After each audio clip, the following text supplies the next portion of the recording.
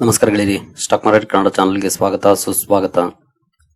ಇಲ್ಲಿ ವಿಡಿಯೋದಲ್ಲಿ ನಮ್ಮ ಮಾರ್ಕೆಟ್ಗೆ ಸಂಬಂಧಪಟ್ಟಂತೆ ಇವತ್ತು ಒಂದು ಬ್ರೇಕಿಂಗ್ ಸುದ್ದಿ ಬಂದಿದೆ. ಆ ಸುದ್ದಿಯ ಬಗ್ಗೆ ತಿಳ್ಕೊಳ್ಳೋಣ. ಜೊತೆಗೆ ಹಲವಾರು ಕಂಪನಿಗಳು, ಅದರಲ್ಲೂ ಮೇಜರ್ ಕಂಪನಿಗಳು ಇವತ್ತು ರಿಸಲ್ಟ್ ಅನ್ನು ಅನೌನ್ಸ್ ಮಾಡಿದ್ದಾವೆ. ಅವುಗಳ ರಿಸಲ್ಟ್ ಅನ್ನು ಕೂಡ ಓವರ್ ವ್ಯೂ ಮಾಡಿ ತಿಳ್ಕೊಳ್ಳುವಂತ ಪ್ರಯತ್ನವನ್ನ ಮಾಡೋಣ.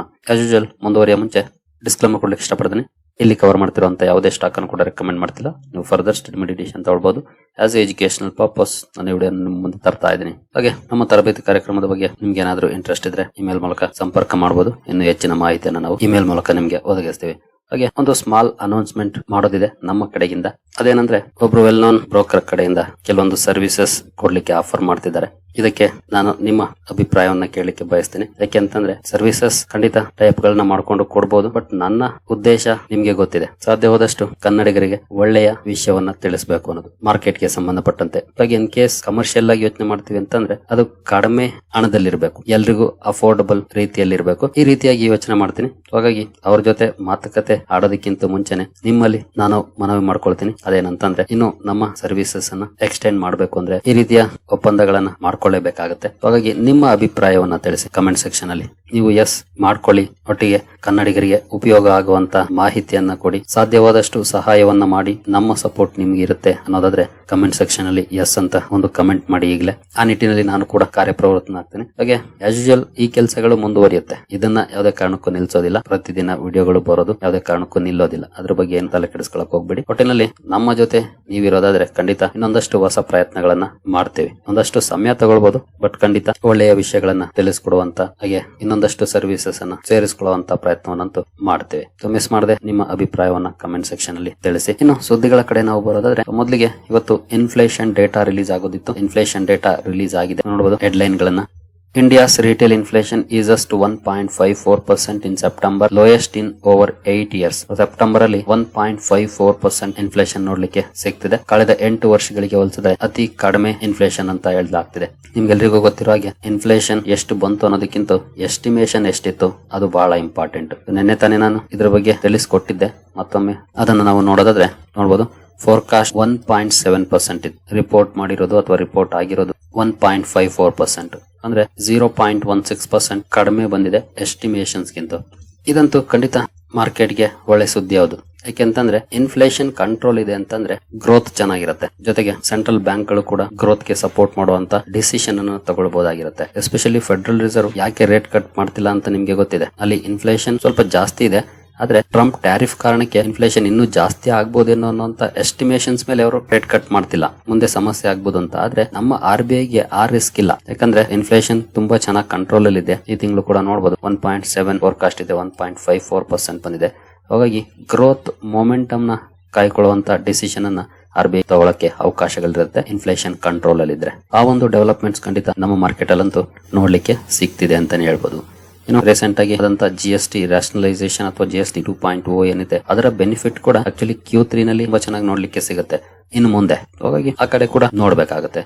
ಇನ್ಫ್ಲೇಷನ್ ನೋಡಬಹುದು. ಅಕ್ಟೋಬರ್ 2024ರಲ್ಲಿ 6.2 ಇತ್ತು, ಈಗ 1.5 ಗೆ ಬಂದಿದೆ. ಅದರಲ್ಲಿ ಎಸ್ಪೆಷಲಿ ಫುಡ್ ಬಾಸ್ಕೆಟ್ ಮೈನಸ್ ಆಗ್ಬಿಟ್ಟಿದೆ, -2.2%. ಅಂದ್ರೆ ಡಿಫ್ಲೇಷನ್ ಹೋಗಿದೆ. ಈ ರೀತಿಯ ಡೆವಲಪ್ಮೆಂಟ್ ಇನ್ಫ್ಲೇಷನ್ ವಿಚಾರದಲ್ಲಿ ನೋಡ್ಲಿಕ್ಕೆ ಸಿಗ್ತಿದೆ. ಒಟ್ಟಿನಲ್ಲಿ ಒಂದಷ್ಟು ಪಾಸಿಟಿವ್ ಡೆವಲಪ್ಮೆಂಟ್ಸ್ ಆಗ್ತಿದೆ. ನೋಡೋಣ ಮುಂದೆ ನೆಕ್ಸ್ಟ್ ಮೀಟಿಂಗ್ ಅಲ್ಲಿ RBI ಏನ್ ನಿರ್ಧಾರವನ್ನು ತಗೊಳುತ್ತೆ ರೇಟ್ ಕಟ್ ಗೆ ಸಂಬಂಧಪಟ್ಟಂತೆ ಅಂತ. ಇನ್ನು ಇವತ್ತಿನ ಮೇಜರ್ ರಿಸಲ್ಟ್ಸ್ ಗಳ ಕಡೆ ನಾವು ಬರೆದರೆ HCL Tech ಇವತ್ತು ರಿಸಲ್ಟ್ ಅನ್ನು ಅನೌನ್ಸ್ ಮಾಡಿದೆ. ರಿಸಲ್ಟ್ ಪೇಜ್ ಅನ್ನ ನೋಡೋಣ ನಾವು. ಅದಕ್ಕೆ ಮುಂಚೆ ಕಂಪನಿ ಡಿವಿಡೆಂಡ್ ಡಿಕ್ಲೇರ್ ಮಾಡಿದೆ. ನೋಡಬಹುದು board of directors has declared an interim dividend ₹12 per share, ₹12 per share dividend ಕೂಡ ಅನೌನ್ಸ್ ಮಾಡಿದೆ.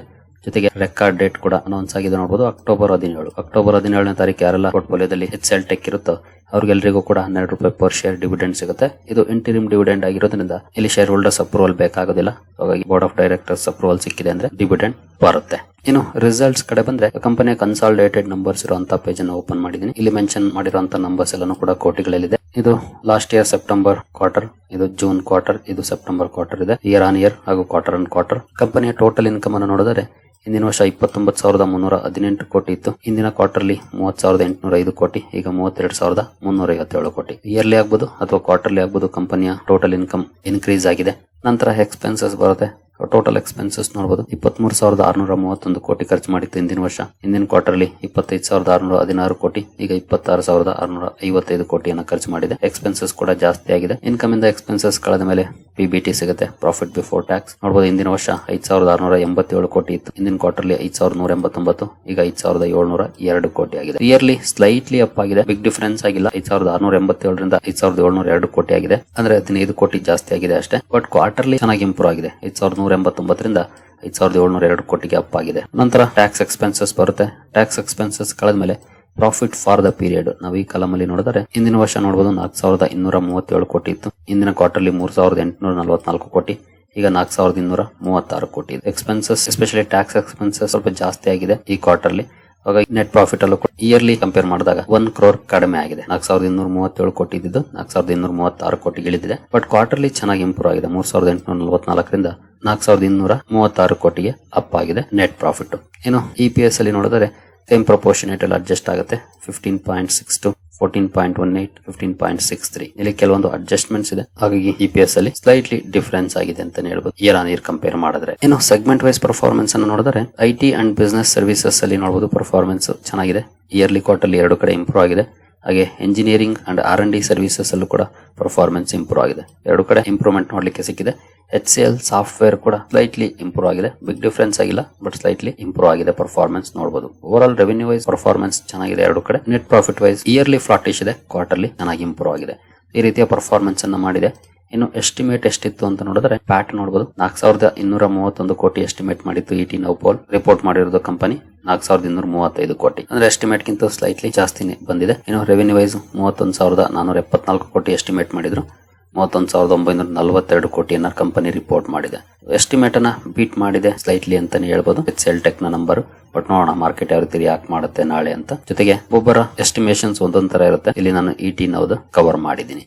ಇನ್ನು CC ರೆವೆನ್ಯೂ ನೋಡಿದರೆ 2.4% ರೈಸ್ ಆಗಿದೆ quarter on quarter. Attrition rate 12.6% ಇದೆ, ಅಂದ್ರೆ ಕೆಲಸವನ್ನ ಬಿಡ್ತಿರೋರ ಸಂಖ್ಯೆ ಕಂಪನಿಯಲ್ಲಿ, ಕಂಪನಿ ತೆಗೆದಾಕೋರಲ್ಲ ತಾವಾಗೆ ಬಿಡುವವರ ಸಂಖ್ಯೆ 12.6% ಇದೆ. IT ಕಂಪನೀಸ್ ಅಲ್ಲಿ ಇದು ಬಹಳ ಇಂಪಾರ್ಟೆಂಟ್ ಆಗುತ್ತೆ, ಕಡಿಮೆ ಇದ್ದಷ್ಟು ಒಳ್ಳೇದು. ನೋಡೋಣ ನಾಳೆ HCL ಟೆಕ್ ಅಲ್ಲಿ ಯಾವ ರೀತಿ ರಿಯಾಕ್ಷನ್ ಬರುತ್ತೆ ಈ ರಿಸಲ್ಟ್ ಗೆ ಅಂತ. ಡಿಸೆಂಟ್ ಪರ್ಫಾರ್ಮೆನ್ಸ್ ಅನ್ನ ಮಾಡಿದೆ, let's hope for the best. ಇನ್ನು ನೆಕ್ಸ್ಟ್ ಆನಂದ್ ರತಿ ವೆಲ್ತ್ ಕೂಡ ಇವತ್ತು ರಿಸಲ್ಟ್ ಅನ್ನು ಅನೌನ್ಸ್ ಮಾಡಿದೆ. ಈ ಕಂಪನಿ ಕೂಡ ಇಂಟರಿಮ್ ಡಿವಿಡೆಂಡ್ ಅನೌನ್ಸ್ ಮಾಡಿದೆ, 6 ರೂಪಾಯಿ ಪರ್ ಶೇರ್ ಮಾಡಬಹುದು.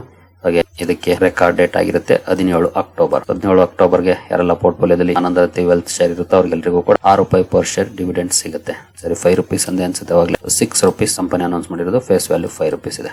ಇನ್ನು ಕಂಪನಿಯ ರಿಸಲ್ಟ್ ಕಡೆ ಬಂದ್ರೆ ಸೀಕ್ವೆನ್ಸ್ ಸೇಮ್ ಇದೆ, ಸೆಪ್ಟೆಂಬರ್ ಜೂನ್ ಸೆಪ್ಟೆಂಬರ್. ಇಲ್ಲಿ ಮೆನ್ಷನ್ ಮಾಡಿರುವಂತಹ ನಂಬರ್ಸ್ ಲಕ್ಷಗಳಲ್ಲಿದೆ, ನೀವು ಇಲ್ಲಿ ನೋಡಬಹುದು. ಹಿಂದಿನ ವರ್ಷ 24,963 ಲಕ್ಷ ಇತ್ತು, ಹಿಂದಿನ ಕ್ವಾರ್ಟರ್ಲಿ 28,426, ಈಗ 30,718 ಇದೆ. ಇಯರ್ಲಿ ಕ್ವಾರ್ಟರ್ಲಿ ರೆವೆನ್ಯೂ ವೈಸ್ ಇಲ್ಲೂ ಒಳ್ಳೆ ಪರ್ಫಾರ್ಮೆನ್ಸ್ ನೋಡ್ಲಿಕ್ಕೆ ಸಿಕ್ಕಿದೆ. ಎಕ್ಸ್ಪೆನ್ಸಸ್ ನೋಡಬಹುದು, 14,744, 15,709, ಈಗ 17,303. ಇನ್ಕಮ್ ರೈಸ್ ಆದಾಗೆ ಎಕ್ಸ್ಪೆನ್ಸಸ್ ಕೂಡ ರೈಸ್ ಆಗಿದೆ. ಇನ್ಕಮ್ ಇಂದ ಎಕ್ಸ್ಪೆನ್ಸಸ್ ಕಳೆದ ಮೇಲೆ PBT ನೋಡಿದ್ರೆ 10,518, 12,635, ಈಗ 13,415. ಇಲ್ಲೂ ಕೂಡ ಒಳ್ಳೆ ಪರ್ಫಾರ್ಮೆನ್ಸ್ ಇದೆ. ಟೋಟಲ್ ಎಕ್ಸ್ಪೆನ್ಸಸ್ ಹಾಗೂ PBT ನಂತರ ಪ್ರಾಫಿಟ್ ಫಾರ್ ದ ಪೀರಿಯಡ್ ನೋಡಿದ್ರೆ ಹಿಂದಿನ ವರ್ಷ 7,631 ಲಕ್ಷ ಇತ್ತು, ಹಿಂದಿನ ಕ್ವಾರ್ಟರ್ಲಿ 9,391, ಈಗ 9,989 ಆಗಿದೆ. ಇಯರ್ಲಿ ಕ್ವಾರ್ಟರ್ಲಿ ಇಲ್ಲೂ ಕೂಡ ಒಳ್ಳೆ ಪರ್ಫಾರ್ಮೆನ್ಸ್ ನೋಡ್ಲಿಕ್ಕೆ ಸಿಕ್ಕಿದೆ ಆನಂದ್ ರತಿ ವೆಲ್ತ್ ಅಲ್ಲಿ. ಇನ್ನು EPS ಕೂಡ ನೋಡಬಹುದು, 9.16, 11.31, 12.03, 2 ಕಡೆ ಒಳ್ಳೆ ಪರ್ಫಾರ್ಮೆನ್ಸ್ ನೋಡ್ಲಿಕ್ಕೆ ಸಿಕ್ಕಿದೆ ಆನಂದ್ ರತಿ ವೆಲ್ತ್ ಅಲ್ಲಿ. ನೋಡೋಣ, ಇದು ಕೂಡ ಮಾರ್ಕೆಟ್ ಕ್ಲೋಸ್ ಆದ್ಮೇಲೆ ರಿಸಲ್ಟ್ ಅನೌನ್ಸ್ ಆಗಿದೆ, ಹಾಗಾಗಿ ನೋಡೋಣ ನಾಳೆ ಯಾವ ರೀತಿ ಮಾರ್ಕೆಟ್ ರಿಯಾಕ್ಟ್ ಮಾಡುತ್ತೆ ಅಂತ. ಇನ್ನು ಲೋಟಸ್ ಚಾಕೊಲೇಟ್ಸ್ ಕೂಡ ಇವತ್ತು ರಿಸಲ್ಟ್ಸ್ ಅನ್ನು ಅನೌನ್ಸ್ ಮಾಡಿದೆ. ನಿಮಗೆ ಗೊತ್ತಿರಬಹುದು, ರಿಲಯನ್ಸ್ ನಡಿ ಬರುವಂತ ಕಂಪನಿ ರಿಲಯನ್ಸ್ ಇಂಡಸ್ಟ್ರೀಸ್ ನಡಿ. ಸೀಕ್ವೆನ್ಸ್ ಸೇಮ್ ಇದೆ, ಇಲ್ಲಿ ಮೆನ್ಷನ್ ಮಾಡಿರುವಂತಹ ನಂಬರ್ಸ್ ಕೂಡ ಲಕ್ಷಗಳಲ್ಲಿದೆ. ಹಿಂದಿನ ವರ್ಷ ನೋಡಬಹುದು 12,847 ಇತ್ತು ಕಂಪನಿಯ ಟೋಟಲ್ ಇನ್ಕಮ್. ಹಿಂದಿನ ಕ್ವಾರ್ಟರ್ಲಿ 16,232, ಈಗ 16,507 ಆಗಿದೆ. ಇಯರ್ಲಿ ತುಂಬಾ ಚೆನ್ನಾಗಿ ಇಂಪ್ರೂವ್ ಆಗಿದೆ, ಕ್ವಾರ್ಟರ್ಲಿ ಸ್ಲೈಟ್ಲಿ ಅಪ್ ಆಗಿದೆ, 232ರಿಂದ 507ಕ್ಕೆ ಜಂಪ್ ಆಗಿದೆ. ಇನ್ನು ಎಕ್ಸ್ಪೆನ್ಸಸ್ 12,144 ಇತ್ತು ಹಿಂದಿನ ವರ್ಷ, ಹಿಂದಿನ ಕ್ವಾರ್ಟರ್ಲಿ 15,834, ಈಗ 16,269. ಖರ್ಚುಗಳು ಸ್ವಲ್ಪ ಜಾಸ್ತಿನೇ ಆಗಿದೆ ಅಂತಾನೆ ಹೇಳ್ಬೋದು ಕಂಪನಿಯಲ್ಲಿ ಈ ಕ್ವಾರ್ಟರ್ಲಿ. ನಂತರ PBT ಗೆ ಬಂದು 703 ಇತ್ತು ಹಿಂದಿನ ವರ್ಷ, ಹಿಂದಿನ ಕ್ವಾರ್ಟರ್ಲಿ 397, ಈಗ 237. ಇಯರ್ಲಿ ಕ್ವಾರ್ಟರ್ಲಿ 2 ಕಡೆ ಡೌನ್ ಇದೆ. ನಂತರ ಟ್ಯಾಕ್ಸ್ ಅಡ್ಜಸ್ಟ್ಮೆಂಟ್ಸ್ ನಂತರ ಪ್ರಾಫಿಟ್ ಫಾರ್ ದ ಪೀರಿಯಡ್ ನೋಡಿದ್ರೆ ಹಿಂದಿನ ವರ್ಷ 523, ಹಿಂದಿನ ಕ್ವಾರ್ಟರ್ಲಿ 298, ಈಗ 144. ರೆವೆನ್ಯೂ ವೈಸ್ ರೀಸೆಂಟ್ ಪರ್ಫಾರ್ಮೆನ್ಸ್ ಅನ್ನ ಮಾಡಿದ್ರು ಕೂಡ ನೆಟ್ ಪ್ರಾಫಿಟ್ ಹಾಗೂ PBT ಅಲ್ಲಿ ಅಂಡರ್ ಪರ್ಫಾರ್ಮೆನ್ಸ್ ಇದೆ ಇಯರ್ಲಿ ಕ್ವಾರ್ಟರ್ಲಿ 2 ಕಡೆ. EPS ಕೂಡ ನೋಡಬಹುದು 4.08, 2.33, 1.12 ಎಲ್ಲೂ ಕೂಡ ಡೌನ್ ಇದೆ ಪರ್ಫಾರ್ಮೆನ್ಸ್ ನೋಡಬಹುದು. ಇನ್ನು ಬೇರೆ ಸುದ್ದಿಗಳ ಕಡೆ ನಾವು ಬರೋದಾದ್ರೆ ಯುಎಸ್ ಹಾಗೂ ಭಾರತದ ಜೊತೆಗಿನ ಟ್ರೇಡ್ ಟಾಕ್ಸ್ ಗೆ ಸಂಬಂಧಪಟ್ಟಂತೆ ಒಂದು ಸುದ್ದಿ ಬಂದಿದೆ. ಭಾರತದ ಅಫಿಷಿಯಲ್ಸ್ ಮುಂದಿನ ವಾರ ಅಮೆರಿಕಾಗೆ ಹೋಗ್ತಿರೋ ಬಗ್ಗೆ, ಮುಂದಿನ ವಾರ ಅಲ್ಲ ಈ ವಾರನೇ ನೋಡಬಹುದು. Indian team to visit US this week to progress trade talk sources ಮೂಲಕ ಬಂದಿರುವಂತಹ ಸುದ್ದಿ. ನೋಡೋಣ ಏನಾದ್ರು ಔಟ್ಕಮ್ ಬರುತ್ತಾ ಅಂತ. ಇನ್ನು ಝೋಹೋ ಕಂಪನಿಯಿಂದ ಒಂದು ಅಪ್ಡೇಟ್ ಬಂದಿದ್ದು. ಕಂಪನಿಯ ಫೌಂಡರ್ ಶ್ರೀಧರ್ ವೆಂಬೋ ಅವರು ಕೊಟ್ಟಿರುವಂತಹ update. Zoho chosen for governments email service after 20 security audits. ಅಂದ್ರೆ ಇತ್ತೀಚೆಗೆ ಝೋಹೋನ ಬಳಸಲಿಕ್ಕೆ ಶುರು ಮಾಡಿದೆ ಸರ್ಕಾರ ಹಾಗೂ ಸರ್ಕಾರದ ಕೆಲವು ಮಿನಿಸ್ಟ್ರೀಸ್. ಅದಕ್ಕೆ ಮುಂಚೆ ಸಾಕಷ್ಟು ಸೆಕ್ಯೂರಿಟಿ ಚೆಕ್ಸ್ ಆಗಿರೋ ಬಗ್ಗೆ ಮನಿ ಕಂಟ್ರೋಲ್ ಜೊತೆ ಮಾತಾಡ್ತಾ ಫೌಂಡರ್ ಶ್ರೀಧರ್ ವೆಂಬೋ ಅವರು ಹೇಳಿದ್ದಾರೆ. 20 ಸೆಕ್ಯೂರಿಟಿ ಆಡಿಟ್ಸ್ ನ ನಂತರ ಗವರ್ನಮೆಂಟ್ ಆಯ್ಕೆ ಮಾಡ್ಕೊಂಡಿದೆ ಅಂತ. ತುಂಬಾ ಜನ ಈಗಾಗಲೇ ಬಳಸಲಿಕ್ಕೆ ಶುರು ಮಾಡಿರಬಹುದು ಝೋಹೋನ. ಇನ್ನು ವಾಟ್ಸ್ಆಪ್ ಗೆ ಸಮಾನವಾಗಿ ಅರಟೆ ಕೂಡ ಲಾಂಚ್ ಮಾಡಿದೆ. ಬಹುಶಃ ಅದನ್ನು ಕೂಡ ನೀವು ಬಳಸ್ತಿರಬಹುದು. ಇನ್ನು ಎನ್ ಚಂದ್ರಶೇಖರನ್ ಅವರ ಬಗ್ಗೆ ಒಂದು ಅಪ್ಡೇಟ್ ಬಂದಿದೆ. ನಿಮ್ಗೆಲ್ರಿಗೂ ಗೊತ್ತಿರೋ ಹಾಗೆ ಟಾಟಾ ಗ್ರೂಪ್ ನ ಚೇರ್ಮನ್ ಇವರ ಟರ್ಮ್ ಅನ್ನ ಎಕ್ಸ್ಟೆಂಡ್ ಮಾಡೋ ಬಗ್ಗೆ ಸುದ್ದಿಗಳು ಬರ್ತಿದಾವೆ. ಈಗ ಎಕ್ಸ್ಟೆಂಡ್ ಆದ್ರೆ ಥರ್ಡ್ ಟರ್ಮ್ ಆಗುತ್ತೆ. ಯಾಕೆ ಇವರನ್ನು ಮತ್ತೆ ಎಕ್ಸ್ಟೆಂಡ್ ಮಾಡ್ತಿರೋ ಬಗ್ಗೆ ಸುದ್ದಿಗಳು ಇಂಪಾರ್ಟೆಂಟ್ ಆಗುತ್ತೆ ಅಂದ್ರೆ, ಇವರ ಟರ್ಮ್ ಅಲ್ಲಿ ಟಾಟಾ ಗ್ರೂಪ್ ಒಳ್ಳೆ ಗ್ರೋತ್ ಅನ್ನ ಕಂಡಿದೆ. ಜೊತೆಗೆ ಟಾಟಾ ಗ್ರೂಪ್ ನ ವಿಚಾರದಲ್ಲಿ ಈಗ ಕೆಲವೊಂದು ಸಣ್ಣ ಪುಟ್ಟ ಸಮಸ್ಯೆಗಳು ನೋಡ್ಲಿಕ್ಕೆ ಸಿಗ್ತಾ ಇದೆ. ಇಂತಹ ಸಂದರ್ಭದಲ್ಲಿ ಮೇಜರ್ ಚೇಂಜಸ್ ಆಗೋದು ಅಷ್ಟು ಸರಿ ಆಗೋದಿಲ್ಲ ಅಂತ ಕಾರಣಕ್ಕೂ ಕೂಡ ಬದಲಾವಣೆ ಮಾಡದೇ ಇರಬಹುದು. ನೋಡೋಣ ಮುಂದುವರೆದು ಯಾವ ರೀತಿ ಪರ್ಫಾರ್ಮೆನ್ಸ್ ಟಾಟಾ ಗ್ರೂಪ್ ನ ಶೇರುಗಳಲ್ಲಿ ಬರುತ್ತೆ ಅಂತ. ಇನ್ನು ಕ್ಲೋಸ್ ಮಾಡೋದಕ್ಕೆ ಮುಂಚೆ ಒಂದ್ಸಲ ಅಮೆರಿಕನ್ ಮಾರ್ಕೆಟ್ ನ ಪರ್ಫಾರ್ಮೆನ್ಸ್ ನೋಡ್ಕೊಂಡು ಕ್ಲೋಸ್ ಮಾಡೋಣ. ಆಸ್ ಆಫ್ ನೋಡಬಹುದು 392 ಪಾಯಿಂಟ್ಸ್ ಅದು 0.86% ಪಾಸಿಟಿವ್ ಪರ್ಫಾರ್ಮೆನ್ಸ್ ಡೌ ಜೋನ್ಸ್ ಅಲ್ಲಿ ನೋಡ್ಲಿಕ್ಕೆ ಸಿಗ್ತಾ ಇದೆ. ಹಾಗೆ ನಾಸ್ಡಾಕ್ ಕಡೆ ಬಂದ್ರೆ ಇಲ್ಲಿ 376 ಪಾಯಿಂಟ್ಸ್ ಅದು 1.7% ಪಾಸಿಟಿವ್ ಪರ್ಫಾರ್ಮೆನ್ಸ್ ಇದೆ. ಎರಡು ಕಡೆ ಒಳ್ಳೆ ಪರ್ಫಾರ್ಮೆನ್ಸ್ ನೋಡ್ಲಿಕ್ಕೆ ಸಿಗ್ತಾ ಇದೆ. ಇವತ್ತು ನೋಡಬಹುದು ಶುಕ್ರವಾರದ ಸೆಷನ್ ಅಲ್ಲಿ ಭರ್ಜರಿ ಡೌನ್ ಫಾಲ್ ಇತ್ತು. ಇವತ್ತು ಒಂದಷ್ಟು ರಿಕವರಿಯನ್ನ ಮಾಡ್ತೇವೆ ಎರಡು ಇಂಡೈಸಸ್. ಇನ್ನು ಎಫ್ಐಎಸ್ ಡಿಐಎಸ್ ಆಕ್ಟಿವಿಟೀಸ್ ನೋಡಿದರೆ ಇವತ್ತು ಎಫ್ಐಎಸ್ ನೋಡಬಹುದು 200 ಕೋಟಿ ನೆಟ್ ಸೆಲ್ಲಿಂಗ್ ಅನ್ನ ಮಾಡಿದ್ದಾರೆ. ಡಿಐಎಸ್ 2198 ಕೋಟಿ ನೆಟ್ ಬೈಯಿಂಗ್ ಅನ್ನ ಮಾಡಿದ್ದಾರೆ. 4 ದಿನದ ಕಂಟಿನ್ಯೂಸ್ ಬೈಯಿಂಗ್ ನ ನಂತರ ಎಫ್ಪಿಎಸ್ ಅಥವಾ ಎಫ್ಐಎಸ್ ಇವತ್ತು ಒಂದಷ್ಟು ಸೆಲ್ಲಿಂಗ್ ಮಾಡಿದ್ದಾರೆ. ಸರಿಗಳೇ, ಈ ಎಲ್ಲ ಅಪ್ಡೇಟ್ಸ್ ನಿಮಗೆ ಇಷ್ಟ ಆಗಿದೆ ಅನ್ಕೊಳ್ತೀನಿ. ಹಾಗೆ ನಿಮ್ಮ ಅಭಿಪ್ರಾಯವನ್ನ ಕಮೆಂಟ್ ಸೆಕ್ಷನ್ ಅಲ್ಲಿ ತಿಳಿಸೋದನ್ನ ಮರಿಬೇಡಿ. ಮುಂದಿನ ವಿಡಿಯೋದಲ್ಲಿ ಸಿಗೋಣ. ಅಲ್ಲಿವರೆಗೂ ಜೈ ಹಿಂದ್, ಜೈ ಕರ್ನಾಟಕ.